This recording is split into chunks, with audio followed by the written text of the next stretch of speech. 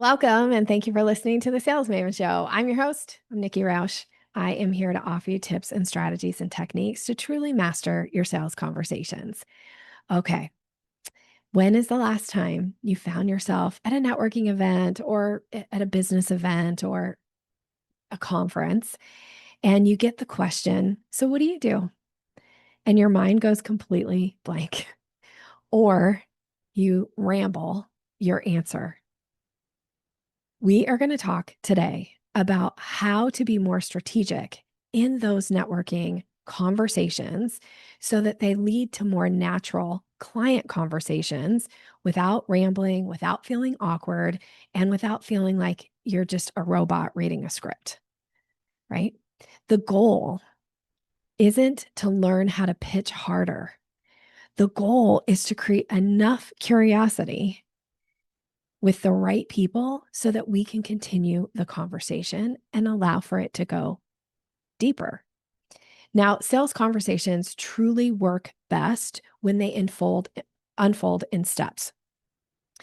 Now, if you have followed me for a while, or if you've listened to the different episodes of the podcast, or if you've read the book, you might be aware that I teach a 5-step process for a successful sales conversation. I call it the selling staircase.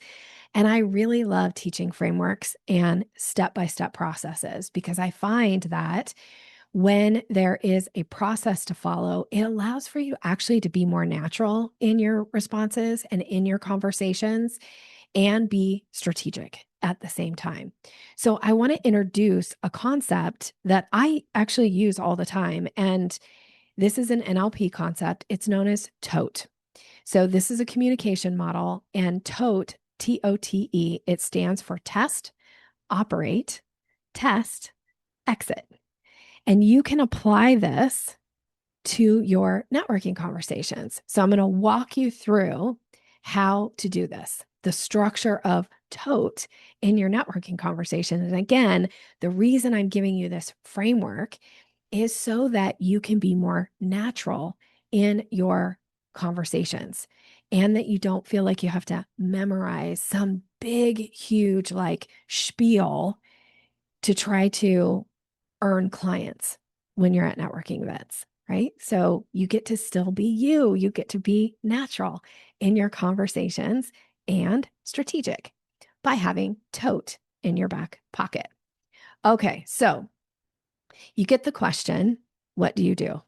Now, oftentimes where this can start to even kind of go off the rails is that sometimes people answer this question too literally, right? Like they say something like, oh, I'm a coach. Okay, well, what's the other person supposed to do with that? That's not much. Or I'm a consultant, or, I'm in real estate, or, it's like, okay, well, let's take the opportunity here to see if we can pique some curiosity, right? This is going to be our first test. This is the T in the tote, the first T. We're going to test here. And creating curiosity is something I've been teaching for a long time. It's step 2 in the selling staircase. Most people miss it. You have probably, if you've listened to the podcast, you've heard me talk about it. There's plenty of episodes around creating curiosity. I'm not going to go in depth on each of the techniques that I'm bringing in today because the concept of this particular episode is for you to think about how to apply TOTE to what you're doing. So instead of just I'm a coach, I want you to give a little bit more of an answer to the person because this is our first test. So we're going to say something like what would I say here? I might say, well, I specialize in turning awkward sales conversations into more confident conversations so that people are able to earn more business. Now I'm going to wait. I'm not going to say anything else because I'm still in test mode. Does this actually spur the other person to ask any kind of a follow-up question? Right now, sometimes in networking, you might say something like, well, I'm a coach. Well, what do you do? Well, okay. Well, you didn't really even give any breath or any space for them to show any interest in what you do. And if you're walking out of networking meetings and thinking to yourself, well, nobody even cared about what I did, nobody even asked me about what I did, then I would challenge you and go, did you leave any space for them to do that? or did you fill all the silence? So the test here is to give your response and see if it does elicit any kind of, response from the other person. If they lean in and they say something like, "Oh, well, how do you do that?" Or, "Well, what does that mean?" Or here's the one I often get, "I hate sales." Right? Like, okay, so we're still in conversation. There's still more to go from there. Or they might say, like, "Oh, I struggle with that." Or, "Yeah, awkward. Sales is so awkward for me." Right? Now, if they ask a follow-up question, I'm going to recognize that here. I'm going to go into now operate mode. So if they say something like, "Oh, well, I struggle with that," or "Tell me more about how you do that," or like whatever their next question is. Now, I teach that this is a potential buying signal. So, buying signals, I have a whole book about buying signals. It's the second book that I wrote.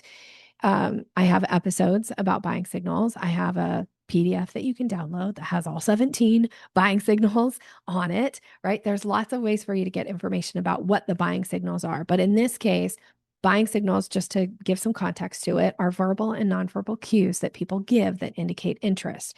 So in this case, there's a follow up question. So if there's a follow-up question of like, "Well, how do you do that?" Or "Tell me more about that, Nikki."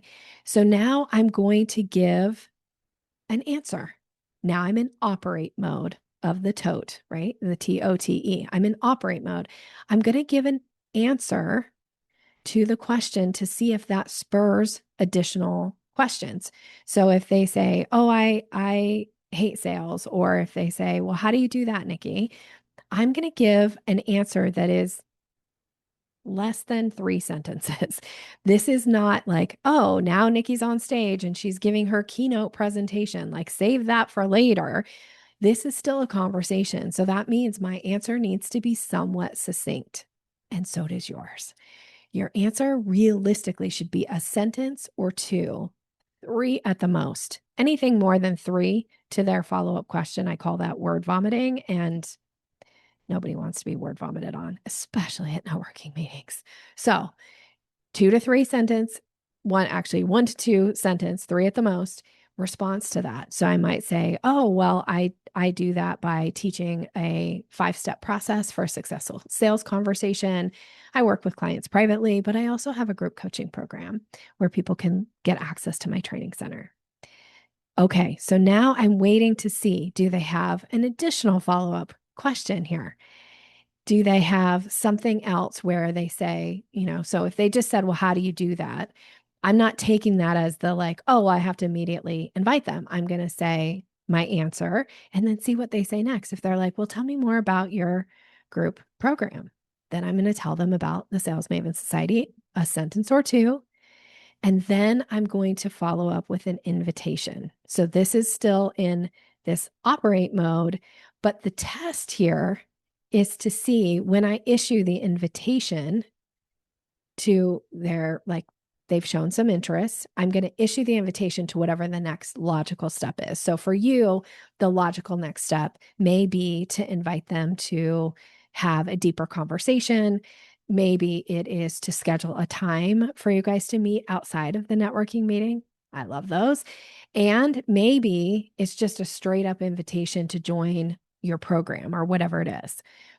That is the operate here. So we've tested, we're operating, and now we're going to test by issuing the invitation to see if they would like to move to the next step. So that is the second T in the TOTE, right? So we test, we operate, and we test again. The second T is the invitation.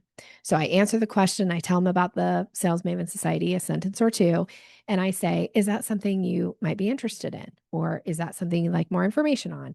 These are different invitations, right? Or I could say, "We can actually get you signed up for it today. Is that something you'd like to do?" Right? Like, these are invitations. Now I'm going to wait and see what their response is. If their response is like, "Heck yeah, here's my credit card, Nikki," which, by the way, has happened many a times at networking meetings with me, where somebody has like whipped out their credit card and paid me right then because I issued the invitation. Now, many other times I have issued the invitation and they've said like, "Thanks, no thanks," right? it's okay because I'm just testing. It's just a test. It's just a conversation. It's not like high stakes life or death here. It's just an invitation. I'm being more strategic in the conversation and I'm trying to make it as easy as possible for somebody to get whatever the next step is. And the way that they get that next step is by me issuing the invitation. And let's say they say, yes, absolutely. Here's my credit card. Now I exit. We're done, right? Like I take the credit card. I've moved on from the tote. Now we're in some different form of like what the next step is in the sales process. But that was the tote. So that just to reiterate, so the initial test was the way I answered the so what do you do question. I operate based on what their response is. And then I issue an invitation if there is a buying signal that comes through the operation. The conversation goes deeper. They've expressed some kind of interest. So now I issue the invitation. That's the tote. And if they say yes, great, I can exit, move to the next whatever we're doing next. Or if they say like, "Oh yeah, I don't really know," then I'm still going to continue on with the conversation, but I might look for another opportunity to bring tote back into the conversation.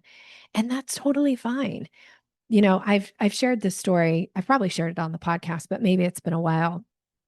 I remember years ago sitting down to meet somebody. We met at a coffee shop, and she we sat down. What we were actually meeting about was we were in the same coaching program. We had the same coach. And so we wanted to like, she had invited me to meet for coffee and kind of talk about this coaching program that we were in. And when we sat down, she immediately gave me a buying signal. So I go into tote, right? So I issue the invitation. I'm testing. Like that's all I'm doing. It's just a test.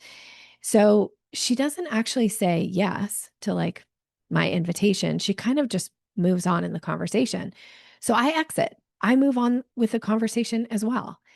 And then it kind of comes back around pretty early into the conversation. We're probably like 10 or 15 minutes more into the conversation. And she gives me another kind of like expressing interest. So I'm in tote again. I'm testing and I'm issuing an invitation. And we were at this coffee shop for about an hour and a half. And in that time, she gave me 6 or 7 buying signals. How many times do you think I tested, operated, tested? Again, how many times do you think I brought tote in? Like, I really do walk my talk. I don't do things, I don't teach things that I don't do myself in my business, right? So every single time she gave me a potential buying signal, I tested and followed up with an invitation. And again, she wasn't giving me a hard no on the first 6 times that I invited her. But she wasn't really saying yes either. So I was just continuing on with the conversation because that's what that's really those are the more natural conversations versus being like, "Hey, I invited you. Do you want to do this? Yes or no?" Like you don't need to be that aggressive or pushy in a conversation with somebody. And by the end of the hour and a half, 7 times I had invited her. Now, I will say that seems excessive. And for some people that aren't really that comfortable with the sales process and like moving on, in the conversation, that might feel overwhelming. For me, at that point, it was like I already knew kind of third, fourth time in, oh, I'm going to use this as a teaching story. So I will sometimes in those cases do things that are a little bit more maybe I'll take it a little bit further than I would if, if I wasn't thinking about how I could use this as a teaching story. So 7 times I invited her to work with me in an hour and a half. And at the end of our conversation, she still had never said yes, but she had really never said no. And she just kept giving me these buying signals. So I got up, we were saying goodbye. We were like hugging. It was so nice to, meet you.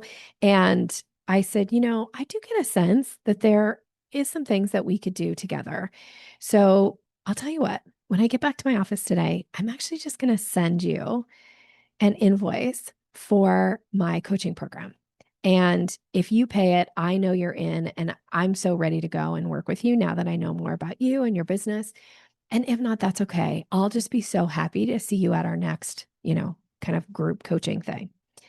And I went back to my office that day. I sent her an invoice, and like 2 days later, she paid it. And she was a coaching client for quite some time. So, yes, that feels excessive in an hour and a half. And I wouldn't necessarily like get on you if you gave up, 3 or 4 times in. But I share that story not of like, oh, look at Nikki. I share that story to say that sometimes you need to like keep at it. You need to keep testing and be willing to like let the conversation go in another direction. But if there's an opportunity to come back and test again, like be willing to do this. So I love this process of TOTE because to me, it takes all the sting out. It isn't about being aggressive. It isn't about being pushy. It's just, I'm testing, I'm operating, I'm testing again. And depending on what happens, I'm like exiting. But it's okay to kind of loop back and test again and operate and test again and operate some more and test again and operate some more. And then at some point you're going to be like either you're tired or they're tired or you've gotten a no and then you exit. Or you've gotten a yes and you exit, and that's okay. And sometimes those conversations will happen over multiple interactions. Like it won't be in that hour and a half, at coffee with somebody. It might be over the next year of every time you come into contact, you essentially look for an opportunity to bring curiosity into the conversation. You're on the lookout for the buying signals. So again, we're just testing and operating, and we're testing by issuing an invitation, and we're seeing what happens. And I will say that my clients that are willing to create curiosity, look for buying signals, and issue invitations, come back time and time again and share story after story after story. I probably have hundreds, maybe thousands of stories now that clients have shared of like, so and so gave me a buying signal. I issued the invitation. They said yes. This other opportunity, this is what happened. I invited the person to work with me. They said yes. And they're often surprised. Like they're surprised that just by issuing these invitations, by like putting themselves out there, by creating some curiosity and seeing what happens and just being in test mode, at how often they actually earn business. And that is my hope for you as well, that you will put yourself out there, that you will be willing to test, that you'll be willing to create some curiosity. And if you need help on how to create curiosity, like there's a training course or, let's do a session on it. Like I'll help you create your own curiosity creating statements. But the idea, or if you're not sure how to recognize buying signals, there's a book about it, right? I have a PDF that you can get on it, that you can download on it. But the idea is it doesn't have to be difficult. It can be so easy. And you're just testing. That's it. You're just being interested in testing. Now I've mentioned this PDF a couple times, so I'm going to drop the how to get it here. If you just go to yoursalesmaven.com/17, so the number 17 dash buying dash signals, you can get that. I feel like I have an easier way, but that's the fastest way that I found off the top of my head. Or in this episode for you to go and grab it, or just send me an email and say, Nikki, will you send me your PDF of the 17 buying signals? Nikki at yoursalesmaven.com, and I'll send you the PDF, or grab the book, or come be a part of the Sales Maven Society and go through the training. All of these things are going to make your sales conversations matter. They're going to allow you to be more strategic. And frankly, they're going to make your networking experiences so much more worthwhile if you're just willing to show up and tote. Just tote all over the place. I'm so excited for you to try this out. Now come back. I always want to hear, like, how did it go? You tested, you operated, you tested again, and did you exit? Like, what happened? So I'm delighted to hear from you. You can use my email address, Nikki at yoursalesmaven.com, to reach out and share your story. The The goal here is for you to think about like selling gets so much easier when you stop trying to perform and you just start observing. You start noticing, like, what is the other person saying? What are they doing? And what can I say or do next to like test, right? And selling really can be so simple and it can be so fun. And so thank you for being here. I really appreciate you. And I'm wishing you continued success. And I'm wishing you to tote. And if you also want to think about how to use tote in other areas of your business and of your sales process, I'd love to hear how you use it, and or reach out to me and we can talk about other ways to do it. But networking, this is the idea. Wishing you continued success. Have a great rest of your day.